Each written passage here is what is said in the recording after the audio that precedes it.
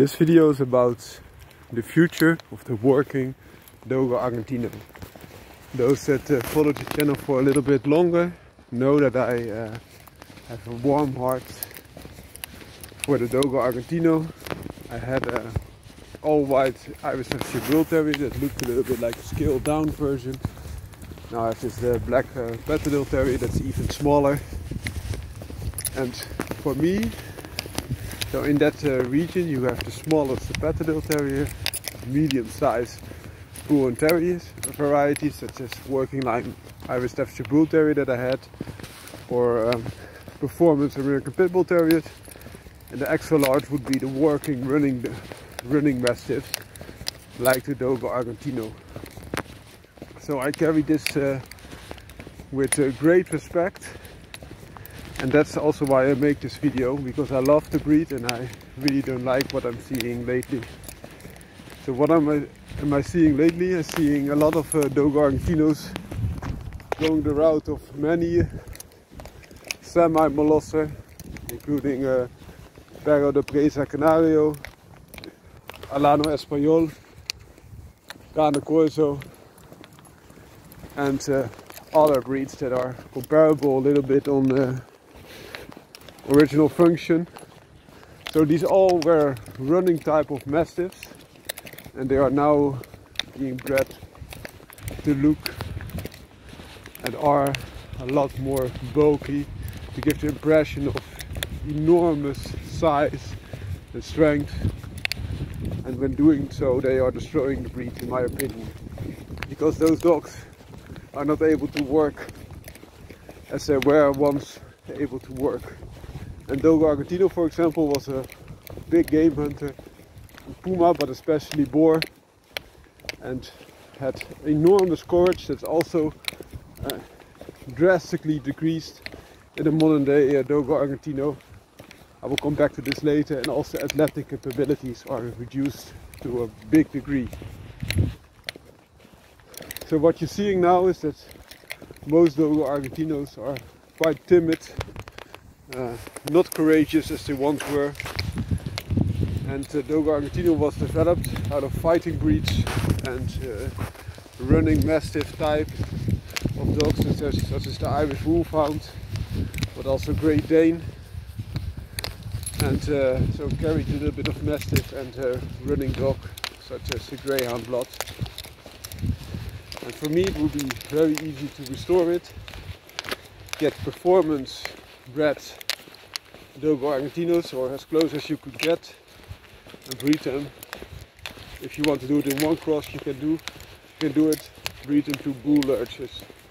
So dogs that are bred by American Pit Bull Terrier or other Bull and Terrier versions, combined with this running dog type of dogs, often a Greyhound. And then with one cross you could have both tenacity and courage back through the infusion of the Pit Bull Terrier or other bull blood, and you could have the athletic capabilities largely improved by introducing Greyhound genes.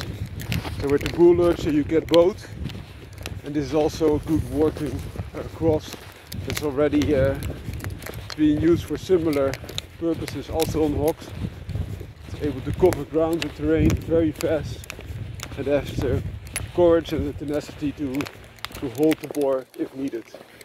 And that's often the case. This is not only a running type of dog, but also a catching type of dog, like the Dogo Argentino also was. So that could be the route to go.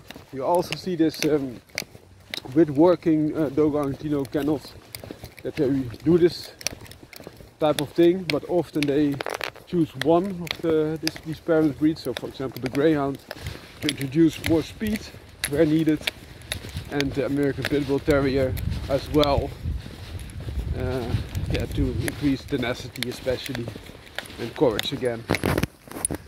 And for those that say, yeah, you're destroying a breed, but this breed was once formed out of many another breeds, was one of the first designer breeds for a purpose.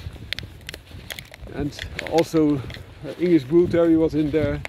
There was Cordoba fighting dog, so more original type of bulldog. It was already a show bulldog, so there's plenty of bull in there, and also Irish wolfhound and other breeds were involved. For example, the Great Dane that also carry the running dog pedigree. So for me, this is a nonsense argument, and instead of just looking at continuing with something that has decreased its value because it wasn't selected for work, it was just selected to look badass. If you want to reinvigorate that, take the route that I told you or another route. But for me, there's no value in taking the sentimental road and saying, yeah, you just like to breed within the breed, because the breed is perfected, because it isn't. I saw videos with even working bred Dogo Argentinos that had so much trouble holding and taking hold of the boar, whereas a little guy like this one is 11 kilograms, which would be set loose, would just hit the boar. And of course he couldn't hold it, and then the other Dogos came in. It's a pity, because once that breed was really capable and did it all by themselves. So the other route is that you just infuse what you need. If you, for example, need a lot more speed, introduce a bit more greyhound genes. If you need more tenacity, introduce pit bull genes. And you could also use pit bulls that are already used and worked for the purpose that you need. For example, the already worked on hogs, swines. And that was also a reason that I mentioned bull lurcher. So even if you use game bred pit bull terrier, which is often the best quality for tenacity, but could be dog aggressive, and you don't want that.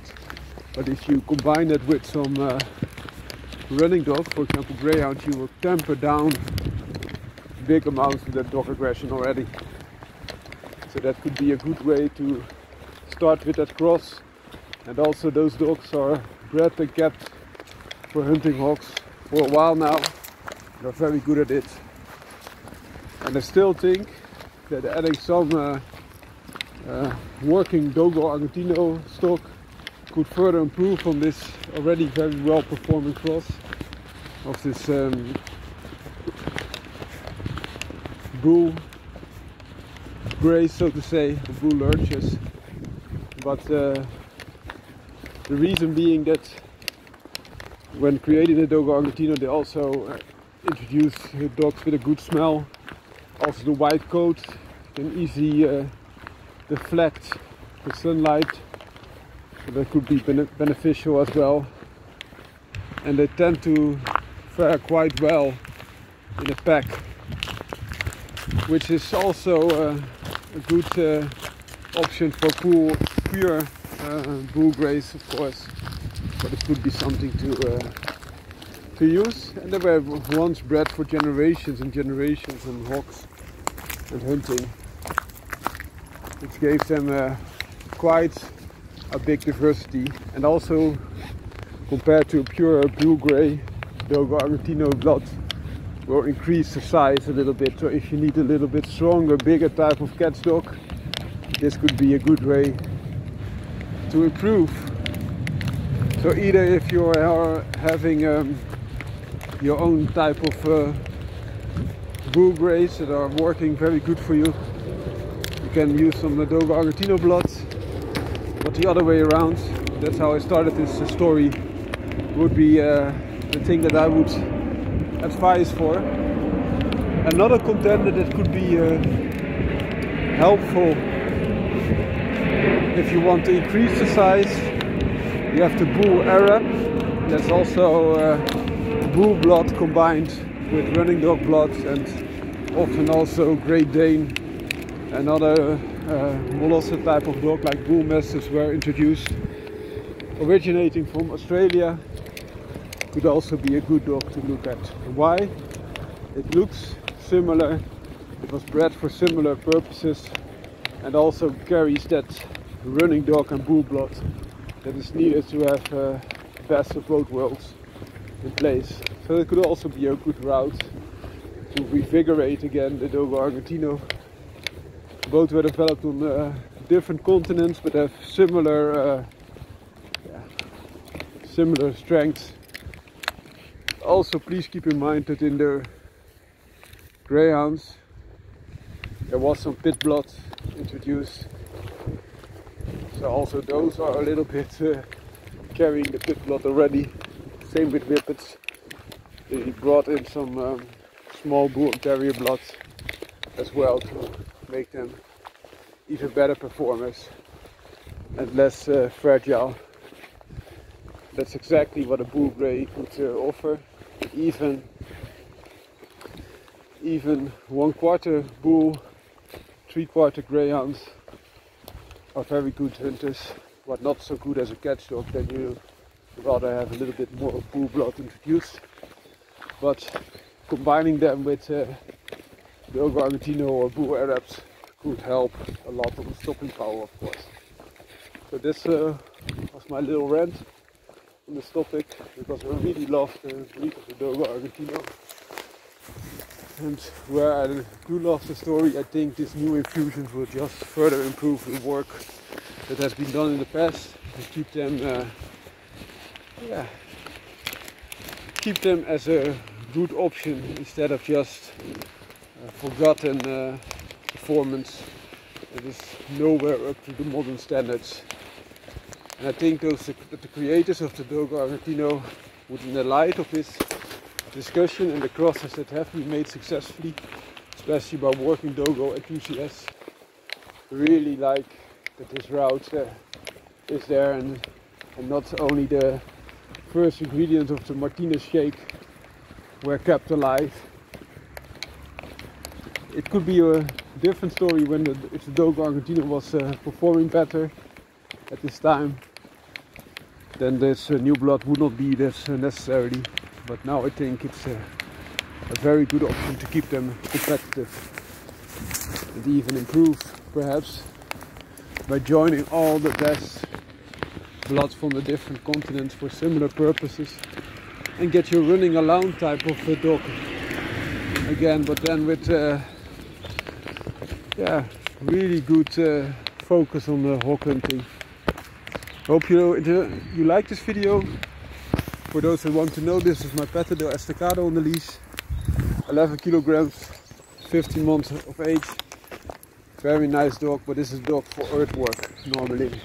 As I mentioned, sometimes they are being used above ground, especially on raccoon, but also on hawks now and then, and they are very brave, but they don't offer the stopping power that is needed. They are very good at picking off small hawklets. If you want to limit the damage, then this is a good way to approach it. And then you can feed them again and have a bigger hawk when you need it. Okay, enjoy your day. Bye bye.